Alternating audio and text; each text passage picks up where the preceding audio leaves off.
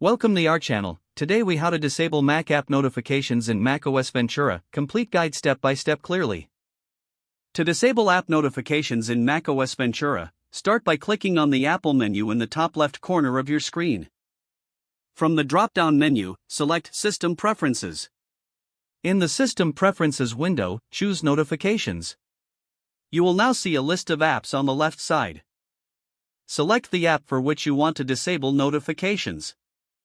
Once selected, you will see various notification options on the right side. To turn off notifications completely, toggle off the option labeled Allow Notifications. If you prefer to customize notifications instead, you can adjust the alert style, sound, and other settings. After making your changes, simply close the System Preferences window. The changes will be saved automatically. Repeat the process for any other apps you wish to modify. Now you can enjoy a quieter workspace without unwanted notifications. If the page does not load, refresh the browser or try again in a private or incognito window. Make sure you are using the correct email address, then retype it carefully to avoid small typos. If your password is not accepted, use the reset option and create a new strong password you can remember. Check your spam folder for verification or security emails, then complete any requested confirmation steps. Enable two-factor authentication if available to improve account security and reduce unauthorized access risk. After signing in, review your profile details so your contact information and settings are accurate and current. If you see an error message, note it down and try again after restarting your device and internet connection. Log out when you finish, especially on shared devices, to keep your account and payment information secure.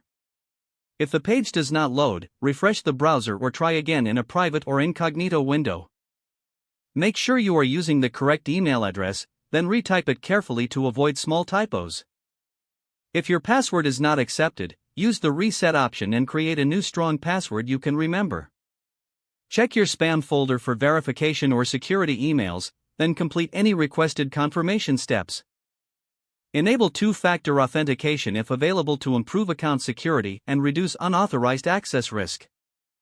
After signing in, review your profile details so your contact information and settings are accurate and current. If you see an error message, note it down and try again after restarting your device and internet connection. Log out when you finish, especially on shared devices, to keep your account and payment information secure. If the page does not load, refresh the browser or try again in a private or incognito window. Make sure you are using the correct email address, then retype it carefully to avoid small typos. If your password is not accepted, use the reset option and create a new strong password you can remember. Don't forget to like this video and subscribe to our channel for more step-by-step tech guides.